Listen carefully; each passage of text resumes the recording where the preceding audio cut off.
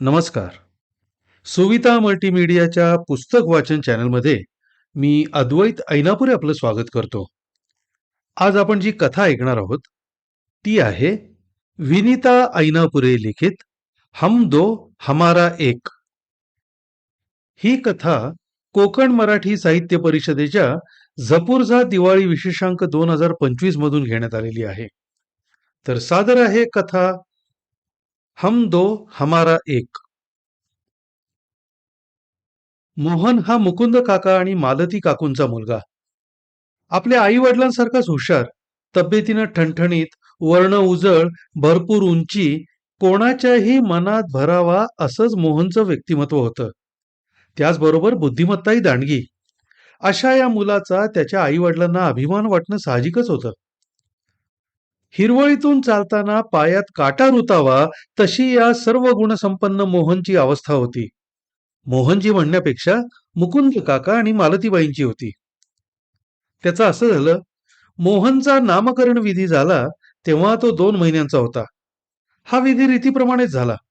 बाळाचं नाव ठेवल्यानंतर मोहनचे मामा म्हणजे मालतीबाईंचा भाऊ मालतीला आणि मुकुंद काकांना म्हणाले, तुमचा मोहन दिसतोय छान, बुद्धीनंही हुशार आहे, पण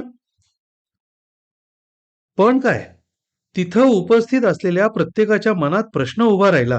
तेव्हा मालतीबाईंच्या भावानं सांगितलं, मोहन सर्व गुणसंपन्न होण्याची सगळी चिन्ह त्याच्यात आहेत. तरीही माझ्या ज्योतिषशास्त्राचा जो काही अभ्यास आहे त्यावरून मी एवढं निश्चितच सांगू शकतो की तो त्याच्या आई वडिलांना आनंद देऊ शकणार नाही. परदेशातही जाईल, पण वातावरण एकदम गंभीर झालं. मुकुंद काका मोठ्यानं म्हणाले, माझा मुलगा तो केवढा, तो आई वडिलांना आनंद देणार नाही हे तुमचं ज्योतिष, माझा नाही ज्योतिषावर विश्वास. वातावरण गंभीर झालं ते झालंच. बाळाचं तोंड पसरून हसणं, हातपाय उडवणं सगळं राहिलं बाजूला आणि सगळ्यांच्या बोलण्यात थोडा कडवटपणा, नाराजी आली. चला निघूया, बाळ केवढं, कुठल्या विषयावर केव्हा बोलावं, चला काही नको आम्हाला चहा आणि पेढा. कोणीतरी नात्यातलीच बाई मोठ्यानं म्हणाली आणि बरीचशी पाहुणे मंडळी हॉलमधून बाहेर पडली. बघता बघता मोहन मोठा झाला. त्याला कुणी बाळ म्हणे तर कुणी मोहन म्हणे. पण एक गोष्ट चांगली झाली, मध्यंतरीचा कडवटपणा सगळे विसरून गेले, आपापल्या उद्योगात रमले. मोहन हुशार होता. जे शिकेल ते त्याला पूर्णतः समजत होतं. खेळातही तो निपुण होता. अभ्यास असो वा खेळ, मोहन आपला सगळ्यात पुढे. सतत चांगले गुण मिळवून तो इंजिनिअरिंगला गेला, इंजिनियर झाला. त्यानंतरही त्यानं 2 पदव्या मिळवल्या. सगळे नातलग आणि मोहनची मित्रमंडळी आता लेकाचं लग्न करा असा आग्रह धरू लागली. या 3-4 वर्ष गेली. आता मोहनचं लग्नाचं वय झाल्याचं मुकुंद काकांनाही जाणवू लागलं. त्याच्या 2-3 मित्रांचीही लग्न झाली. एक दिवस सकाळचा चहा घेताना मुकुंद काकांनी अचानकच विचारलं, अरे मोहन, तुझं शिक्षण किती राहिलं रे? का हो बाबा?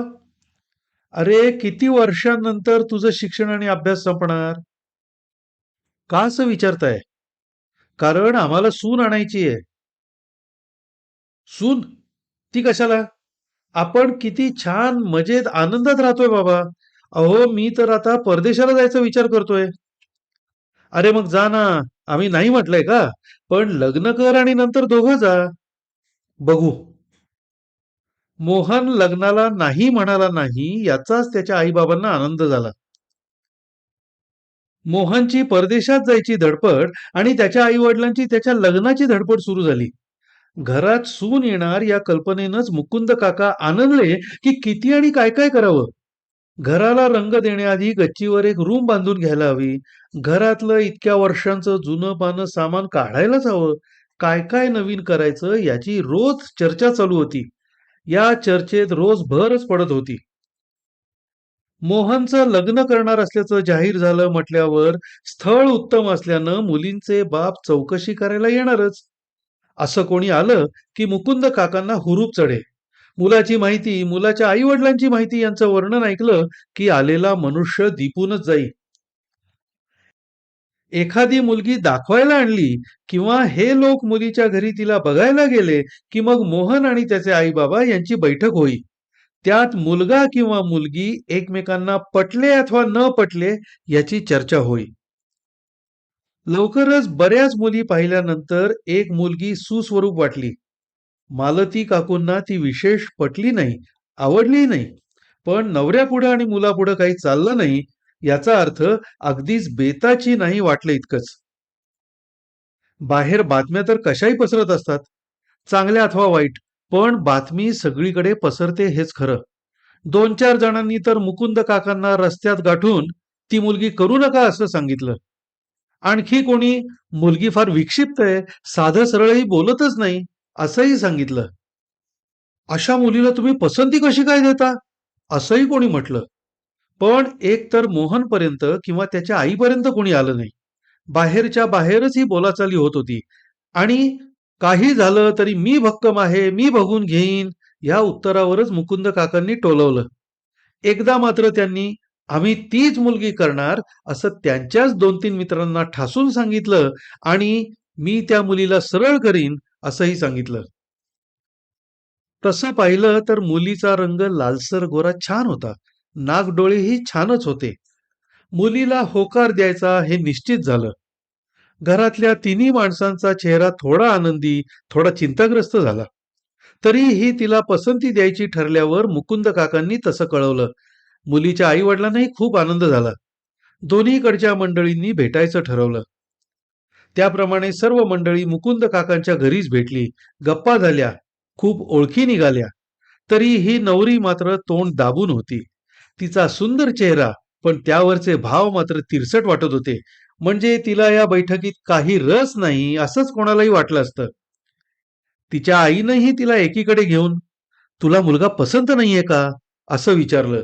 तरी ती मुलगी गप्पच. शेवटी आईनं सगळ्यांची क्षमा मागून बाहेरच्या गच्चीत नेऊन परत तेच जरा वैतागून विचारलं तेव्हा, "तसं काही नाही, तसं काही नाही." एवढंच तिचं उत्तर आलं.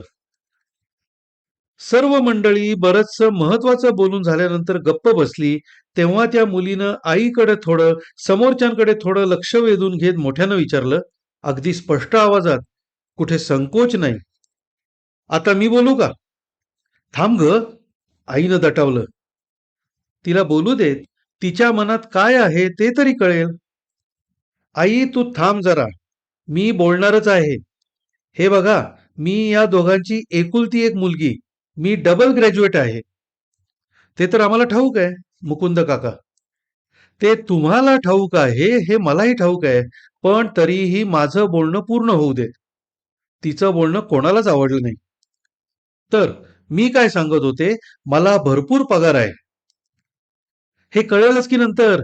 आत्ताच सांगायला पाहिजे का?" थोडं चिडूनच मुलीच्या आईनं विचारलं. "हो, मला आत्ताच सगळ्याच गोष्टींचा खुलासा करून घ्यायचा आहे." "बोल बाई बोल," आई वैतागून म्हणाली. "मुलाचा पगार किती हे आम्हाला कळलंच नाही. माझ्यापेक्षा जास्त की कमी?" "बरं, सगळं आत्ताच सांगून टाकायला हवं का? आम्ही खोटं का बोलणार आहोत? आम्ही तुम्हाला खोटी माहिती देऊ असं वाटतंय का?" मुकुंद काकांनी न चिडता शांतपणे विचारलं. "मुलाचा बँक बॅलन्स किती?" "अगं लग्न झाल्यावर कळेलच की. आत्ताच या माहितीची काय गरज आहे?" "गरज आहेच," मुलीनं ठासून सांगितलं. "आम्हाला लग्नानंतर लगेचच फॉरेनला जायचंय." "अगं जा ना मग, अडचण कोणती? मला सगळं कळायला नको? फॉर्म भरताना तिथं ही सगळी माहिती कळावीच लागेल." "अगं मग त्याचा फॉर्म तो सगळं भरेल. तू कशाला विचारतेस?" मालती काकूंचा आवाज चढला. "मालती, तू शांत हो," मुकुंद काकांनी सांगितलं. "ठीक आहे. माझा दुसरा प्रश्न. मला माणसांची आवड नाही. त्याबद्दल मी नंतर सांगेन." "नाही, तू आत्ताच सांग म्हणजे तुझ्या एकूण अपेक्षा काय आहेत ते आम्हाला कळेल." मुकुंद काका. "आणखी म्हणजे मला घरात पाहुणे, नातेवाईक आमच्याकडे आलेले आवडत नाहीत." "ठीक आहे." मुकुंद काकांनी विषय संपवला. बैठक संपली. मुलीच्या वडिलांनी मुकुंद काकांसमोर हात जोडले. "मुकुंदराव आम्हाला क्षमा करा. ही आमची मुलगी दर ठिकाणी अशीच बोलते आणि मग दर ठिकाणचा नकार येतो. आम्ही आपले स्थळ बघतच राहतो. तुम्ही काही काळजी करू नका. मी करीन तिला सरळ. म्हणजे तुम्ही आमच्या मुलीला पसंती देणार? होय. जरा आमचा मुलगा आमची सौ यांच्याशी बोलतो आणि मग पुढचा विचार करू. आणि पुन्हा सांगतो, तुम्ही काही काळजी करू नका. मग ठरवायचं लग्न? मुलीचे वडील तर एकदम उतावळीच झाले होते. कळवतो मी. मालती काकू चहा करण्याच्या निमित्तानं स्वयंपाकघरात आल्या होत्या. त्यांच्या मनातली नाराजी काही न बोलूनही चेहऱ्यावर दिसत होती. मुकुंद काका पाहुण्यांना दारापर्यंत सोडून घरात आले, तेव्हा मालती काकूंनी त्यांच्यापुढे हात जोडले. काय झालं? हात का जोडतेस? तोची साधू ओळखावा, देव तेथेची जाणावा, हे पटलं मला. मालती, हे बघ, मुलीला होकार आहे हे मी तिच्या वडिलांना सांगितलंय. पुढं बोल. त्यांनाच नाही, पेक्षा मुलीलाच विचारा. किती रागवतेस ग मालती? सगळं ठीक होईल. मी आहे ना तुझ्या बरोबर.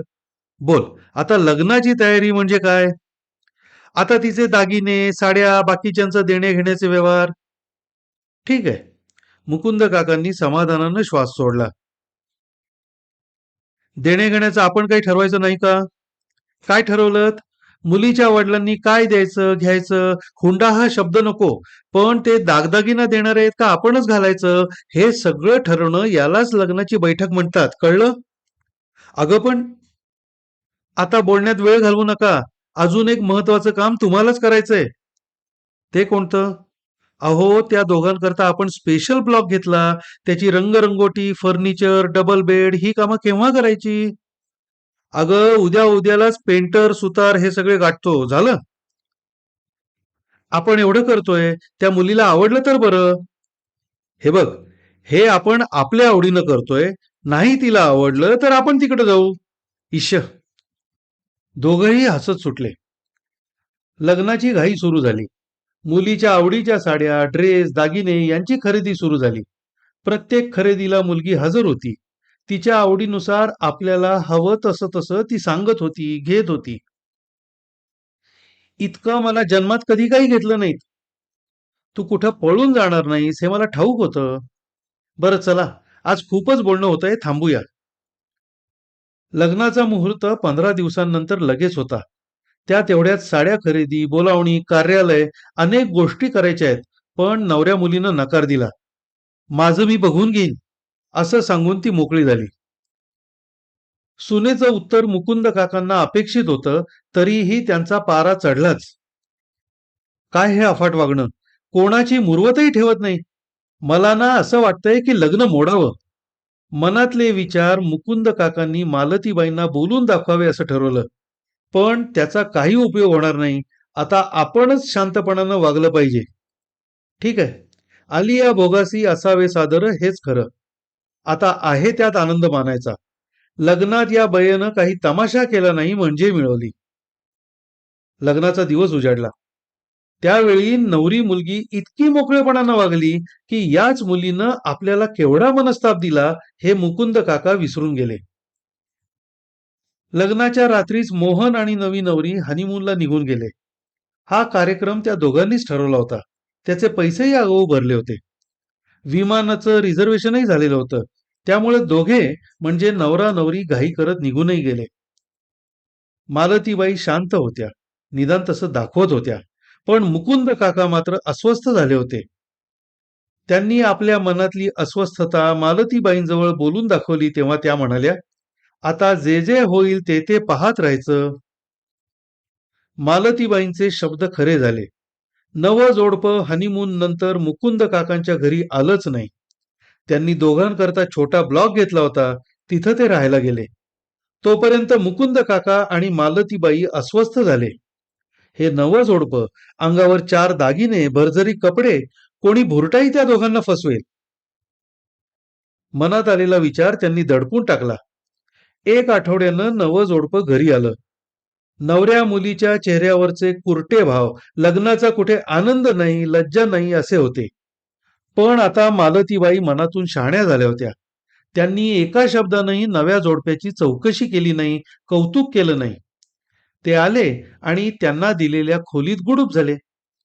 जेवायला मालतीबाईंनी दार वाजवलं तेव्हा दोघं बाहेर आले. जेवणानंतर पुन्हा खोलीत गुडूप. पुन्हा 4च्या चहाला दोघं बाहेर आले. चहा घेऊन तसेच फिरायला म्हणून बाहेर पडले. रात्री जेवायला हे दोघं येणार की नाही, निदान फोन करून तरी विचारा, असं मालतीबाईंनी सुचवल्यावर मुकुंद काका म्हणाले, कशाला विचारायचं, त्यांनी वेळेत घरी नको यायला. खरंय तुमचं, असं म्हणून मालतीबाईंनी सपशेल माघार घेतली. नवं जोडपं येत होतं जात होतं, कुठं ते विचारायची जुन्या जोडप्याला इच्छा नव्हती. बघू पुढं काय होईल ते, असं म्हणून दोघांनीही ह्या विषयावर बोलणंच थांबवलं.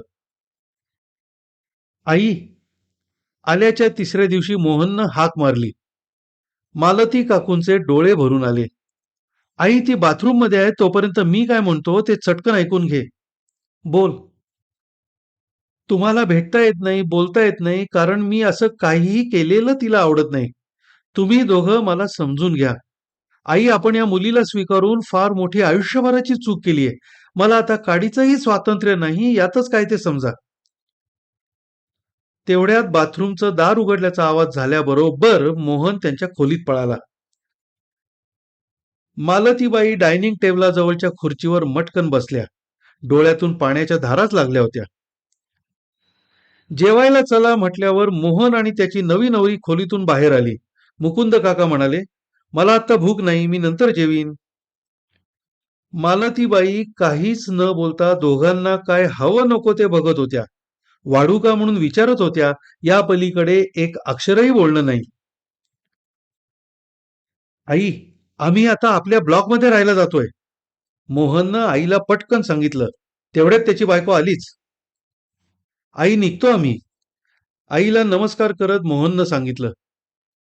सुखरूप रहा, छान रहा, मालतीबाईंनी डोळे पुसत सांगितलं.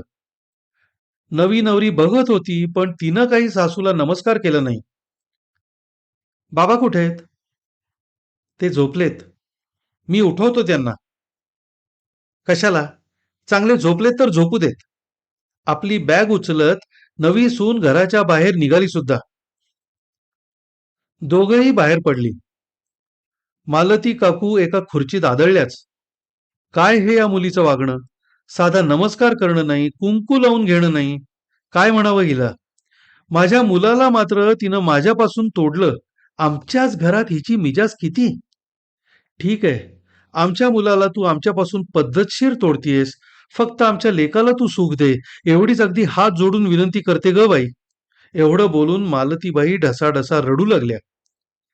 त्यांच्या रडण्याच्या आवाजानं मुकुंद काका खोलीतून बाहेर आले. मालती, ए मालती, डोळे पुस. आपण आपला मुलगा तिला दिला, आता तो तिचा झाला. पुस डोळे. मुकुंद काका आणि मालतीबाई दोघेही खट्टू झाले, पण त्यांनी आपली मनस्थिती कोणत्याही प्रकारे प्रदर्शित केली नाही. आता आपला मुलगा आपला नाही, सुनेचा झाला, हे आता निश्चितच झालं. ह्या विषयावर न ठरवताही त्यांनी कोणाशीच बोलायचं सोडून दिलं.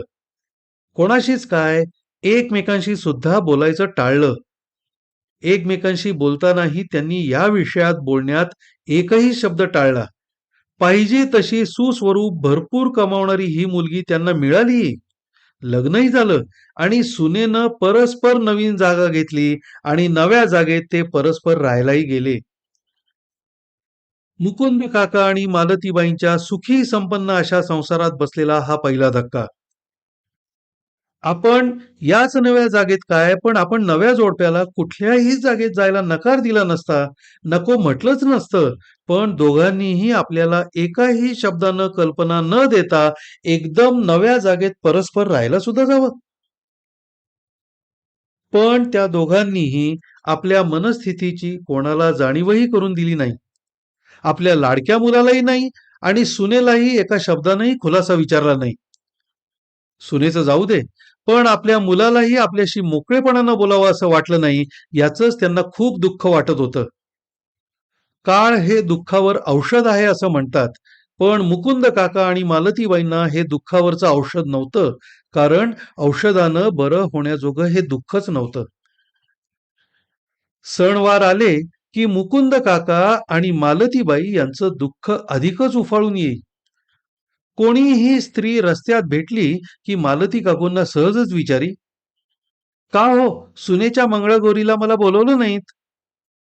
मालतीबाई खोटं खोटं हसून उत्तर देत, अहो, सगळी तयारी झाली पूजेची आणि ती बाजूची झाली.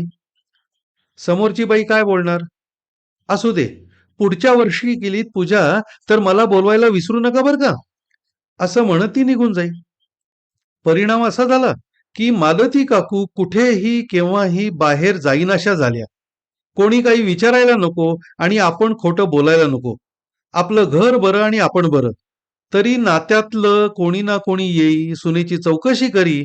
मग ती माहेरी गेलीये, दोघं त्याच्या मित्राकडे गेलेत. किती थापा मारायच्या. जन्मात कधी खोटं बोलायची सवय नाही. आता सगळ्यांपुढे थापा तरी किती आणि कोणत्या मारायच्या. त्यामुळं उलट-सुलट बोलण्यात गोंधळ व्हायला लागला. परिणामी दोघंही बाहेर पडेनासे झाले. एवढा बंगला बांधलेला, हौसे-हौसेनं छान झाडं लावली, घरात विशेषतः दिवाणखान्यात नवी सजावट केली. कुणाकरता केलं हे? विचार तरी काय करायचा? आपलं काय चुकलं? पुन्हा पुन्हा हाच विचार. आपलं काय चुकलं? सगळी जर-तरची भाषा. दिवसेंदिवस मालतीबाई त्याच त्याच विचाराच्या गुंगीत असत.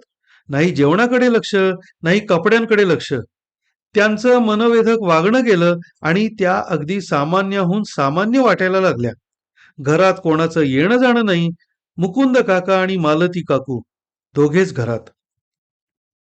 आणि एक दिवस मालती काकू अचानक गेल्या. आतापर्यंत दोघा नवरा बायकोनं अत्यंत गुप्त ठेवलेली गोष्ट आपोआपच उघड झाली. एवढ्या दुःखात मुलगा आणि सून कुठेत? ज्याच्या त्याच्या मनात हेच विचार येत होते. पण ती वेळ चौकशी करण्याची नव्हती. माणसं आली तशीच गेली. आता एवढ्या छान बंगल्यात फक्त मुकुंद काका उरले. एकटे दिवसेंदिवस ते या खोलीतून त्या खोलीत हिंडत. त्यांच्या व्यायांना सगळं कळत होतं. आपल्या मुलीमुळे हा सगळा गोंधळ झाला हेही ते जाणत होते. पण त्यांना प्रत्यक्ष मुकुंद काकांच्या घरी जाण्याची हिंमत नव्हती.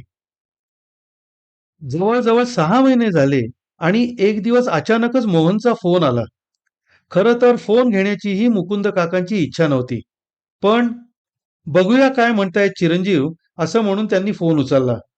परत बेत बदलून फोन खाली ठेवला. पुन्हा तिकडून फोन आला. तो फोन कॅनडातून आला होता.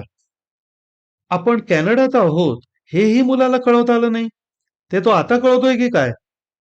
त्यांनी आपल्याला बोलावलं तर आपण काय करायचं? फार तर आपण तिथं वेगळी जागा घेऊन राहू. निदान आपला मुलगा रोज आपल्या दृष्टीस तरी पडेल. हॅलो, हॅलो, हॅलो बाबा, तुम्हाला काहीच माहिती नाही का? कशाबद्दल? अहो, आम्ही कॅनडाला आलो, त्याबद्दल मी विचारतोय.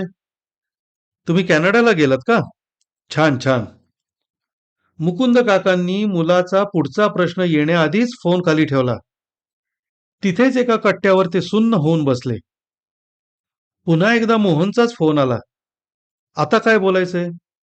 अहो बाबा, आम्हाला मुलगा झालाय. बरं, बरं. असं म्हणत मुकुंद काकांनी फोन खाली ठेवला. आणि एकाएकीच एक जुनी आठवण मुकुंद काकांच्या मनात जागी झाली. मालतीबाई बाळाला घेऊन माहेरी त्यांच्या आईकडेच होत्या. त्यावेळी बाळाचे मामा म्हणाले, मला जे काही ज्योतिषाचं थोडंफार ज्ञान आहे, त्यावरून मी सांगू शकतो की हा मुलगा खूप हुशार आहे. परदेशाला जाणार आहे.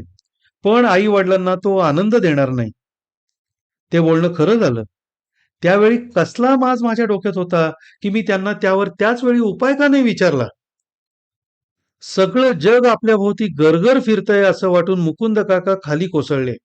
सावध झाल्यावर त्यांच्या मनात आलं, आम्ही एकावरच का थांबलो? दुसऱ्या मुलाचा जन्म झाला असता तर? तर काही नाही. कथा इथे संपत नाही एवढंच.